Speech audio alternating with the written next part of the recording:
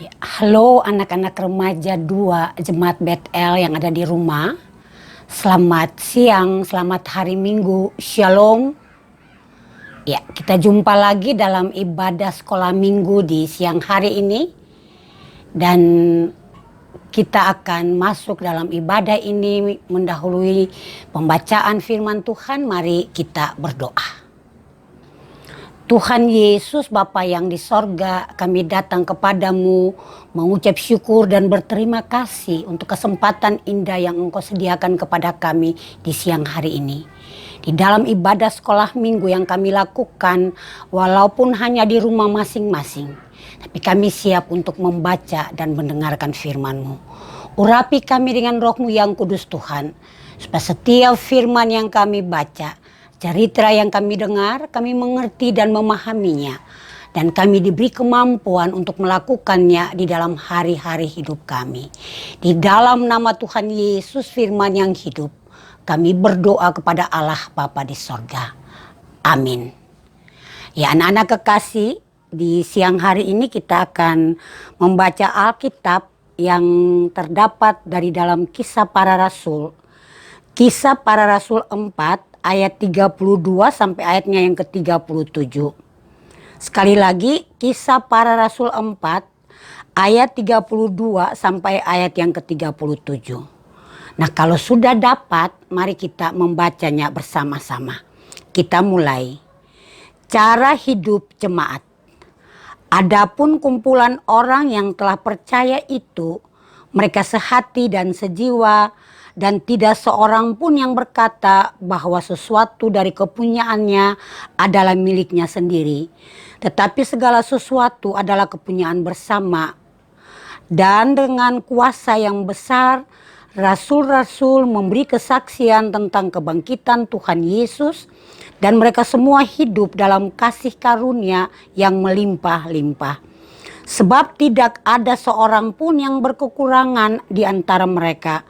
Karena semua orang yang mempunyai tanah atau rumah menjual kepunyaannya itu, dan hasil penjualan itu mereka bawa dan mereka letakkan di depan kaki rasul-rasul, lalu dibagi-bagikan kepada setiap orang sesuai dengan keperluannya. Demikian pula dengan Yusuf yang oleh rasul-rasul disebut Barnabas, artinya anak penghiburan, seorang Lewi dari Siprus. Ia menjual ladang miliknya, lalu membawa uangnya itu dan meletakkannya di depan kaki rasul-rasul. Demikianlah firman Tuhan. Iya, anak-anak kekasih yang diberkati Tuhan, materi kita di siang hari ini dengan subpokok bahasan hidup berbagi. Nah, sebagai manusia, kita adalah makhluk sosial. Nah, sebagai makhluk sosial juga, kita hidup saling membutuhkan satu dengan yang lain. Kita membutuhkan orang lain dan orang lain juga membutuhkan kita. Nah, anak-anak kekasih, salah satu relasi sosial antara sesama manusia ialah hidup berbagi. Ya. Kita sebagai orang percaya, berbagi adalah hal yang penting. Karena berbagi adalah satu tindakan di mana kita memberi dan juga kita menerima.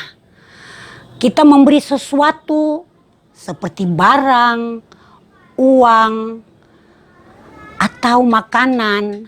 Tapi juga berbagi cerita, hal-hal yang memberi motivasi kepada orang lain.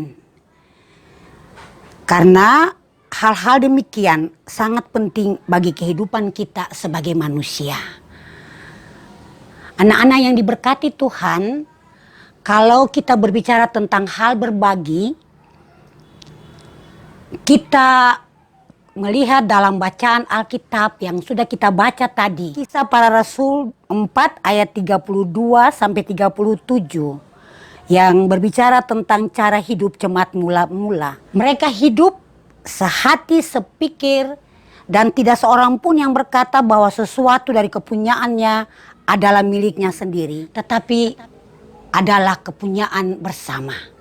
Malahan mereka hidup di dalam tidak kekurangan sebab ada keseimbangan dalam kehidupan mereka.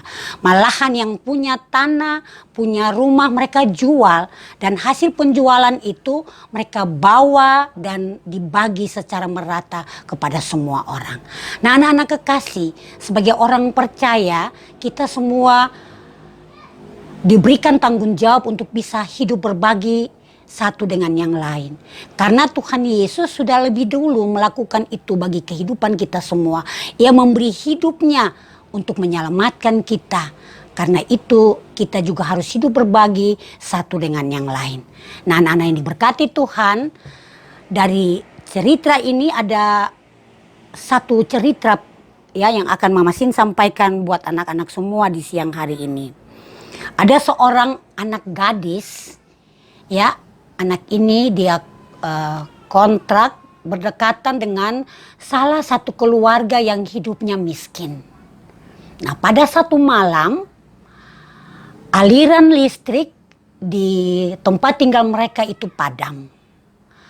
Lalu anak gadis ini dia dengan bantuan HP dia berusaha untuk mau ke dapur mengambil lilin.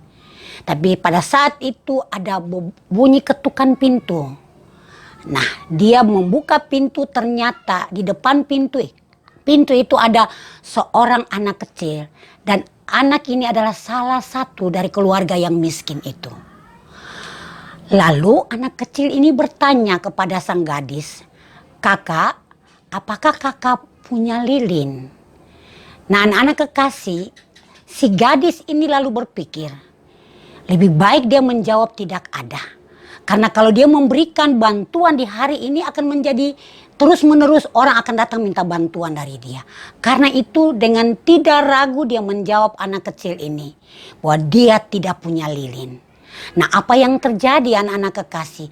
Anak kecil yang miskin ini lalu bilang buat si gadis tadi, "Saya sudah menduga kalau kakak tidak punya lilin. Karena itu saya ada membawa 2 buah lilin untuk kakak supaya kakak dapat gunakannya. Karena kami semua begitu mengkhawatirkan kakak karena kakak hanya hidup seorang diri." Nah, anak-anak kekasih, jawaban si kecil ini membuat gadis tadi merasa bersalah dengan apa yang dia putuskan. Jawaban yang dia berikan kepada anak yang kecil ini membuat dia juga menjadi merasa bersalah. Karena dia telah menipu, dia telah merekayasa jawaban untuk tidak mau membantu si miskin yang datang membawa pertolongan kepadanya.